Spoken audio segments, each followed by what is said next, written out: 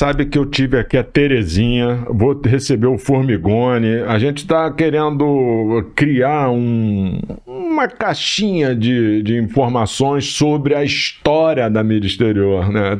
Tipo onde você pode sair lá e acessar links, tipo um museu digital que a gente vai trazer essa história das antiguidades.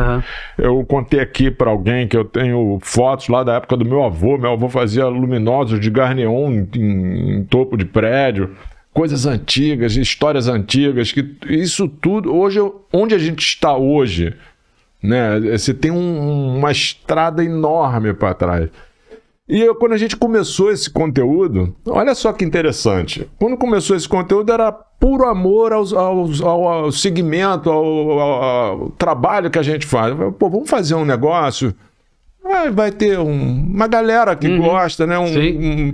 E nós estamos chegando em 10 mil inscritos no canal. Onde vai chegar isso, Emerson? Cara, não sei, o céu é o limite. Tem um monte de gente que ama.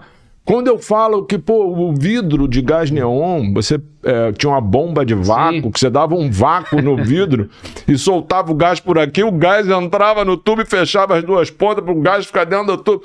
São histórias que, se ninguém reescrever isso, e catalogar e organizar essas informações, elas ficam perdidas. Ficam perdidas, né? Exatamente. Então a gente começou aqui com uma intenção de trazer, resgatar a história, aí encontrou uma receptividade grande pra caramba. Quando você me conta essas histórias, cara, você tava contando aqui, eu tava lembrando aqui as dobragenzinhas do outdoor, toda numerada, que aí o cara tá na escada com aquela vassourinha pequenininha.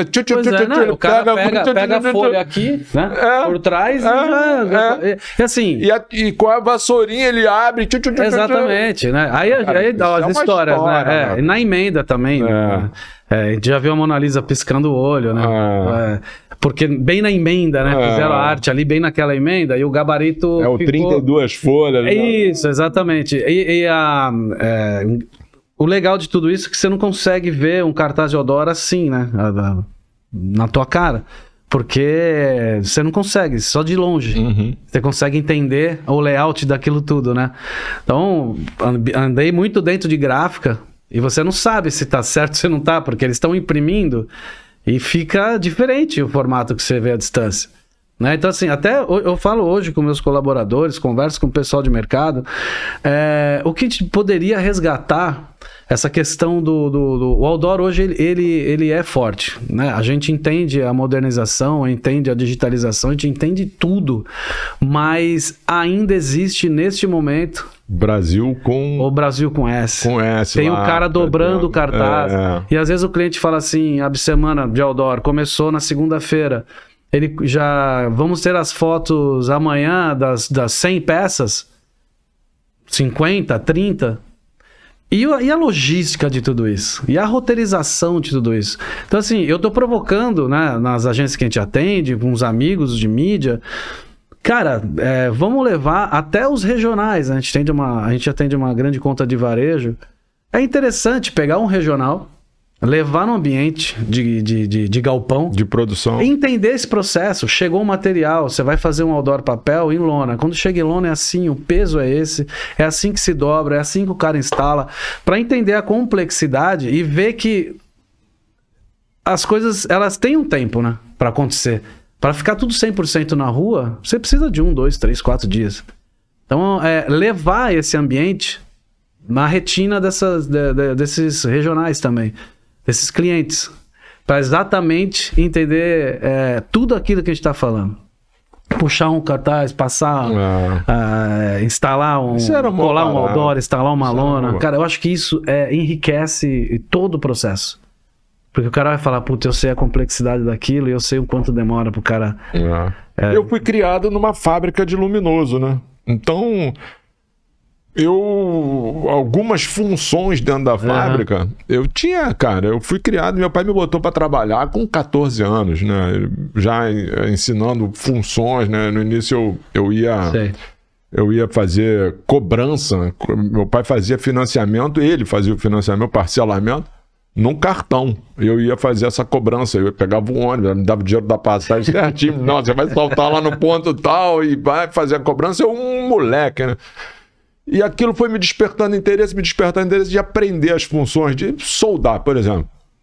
Cara, se me der uma máquina de soldar, uma máscara, vou soldar aquela solda horrível, mas vou soldar. Você vai soldar. Se você o objetivo é soldar. Se você faz uma letra de gás neon, hoje talvez não consiga mais, porque aquilo ali tem que ter uma pressãozinha, você fica soprando, porque senão o tubo fecha, né? Você dá calor no tubo, aí vai fazendo aquela moldagem. Parte de serralheria. Cara, eu fui aprendendo um monte de coisa porque eu queria aprender, não era uma obrigação e tal. E além disso, eu ainda subia, ia para o escritório aprender. Então, quando a gente aprende um montão de coisa, você fala assim, cara, como é legal, para e pensa, como é legal você ver lembra do gás neon, cara, aquele gás neon. Eu tava falando aqui com o Sérgio Riso sobre o sequencial que o meu pai fazia, cara. Ele fazia um sequencial que era uma peça mecânica de um eixozinho rodando, e ele punha algumas cortiças e essas cortiças eram cortadas. Então, quando o contato passava onde não tinha nada, ele desligava, quando passava onde tinha, ligava. E aí ele punha assim, fazia letreiro do boliche. Sim. Aí tinha uns 8 coisinhas dessa, e elas passavam em momentos diferentes, então a bolinha ia andando e batia no pino do boliche. Isso naquela época, cara. Hoje era digital, lógico, né? Mas essa história é mó barato, né? Cara, eu vivenciei muito esse momento de galpão, né? Porque eu fiquei 4 anos na Satélite ali. Então ia ver se o material tinha chegado certo e tal. Aí quando eu fui para Pereira de Souza mesmo, comecei a atender as grandes agências, aí o cenário muda um pouco. Você sai desse back office e você começa a rodar. Você começa a viajar. Você começa a montar roteiros. Criar esqueleto de roteiro ideal para cada cliente, entendendo o DNA daquela época, já entendendo o DNA de cada cliente. Roteiro de automóveis é esse, roteiro, sabe? E aí, obviamente, abriu um campo de conhecimento de mercado. Então, hoje, obviamente, conheço bastante mercado. Isso ajuda muito, né, num planejamento. Na parte de estratégia, na parte da tática, mesmo mudando muito de cenário, a gente tem que estar se atualizando, né? Mas você entende as fases? Eu sei como é que é na origem. Então, assim, eu consigo hoje, né, explicar a origem do processo, a complexidade do processo, sei explicar como funciona a cidade XYZ. Eu acho que é importante nesse mundo dinâmico hoje, que com redução de funcionários, né, de profissionais, colaboradores e agência também, a gente precisa contar como funciona essa cidade, num telefone, pessoalmente, por vídeo, para essa pessoa enxergar isso, né? Eu não conheço Salvador, mas eu entendi como que é o comportamento. Funciona, como é a cidade? Você sai do aeroporto, você parte para um lado, você parte para o outro, essa rua reta corta assim, você tem essas regiões de influência, você sabe? Eu acho isso muito valioso. E eu sempre faço isso. Não dá para viajar hoje, tá sem tempo, não tem time para ir, as mídias tem que correr atrás daqueles planejamentos o dia inteiro. Quando dá para viajar, a gente viaja, quando não dá, você tem que entregar o cenário, ele tem que enxergar, ele junta as regiões, aquilo que você está explicando. E isso é conhecimento, né? Isso dá origem e do processo todo até aqui, que está em plena transformação. A gente não é uma vírgula sempre, não existe um ponto final. Essa é a frase do Laerzo, né? O dia de amanhã é uma vírgula, né? Sempre continua, né? Não existe ponto final, né? O Laerzo é um querido. Beijo, meu amigo. Abração, Laércio. Você é show de bola. Show de bola.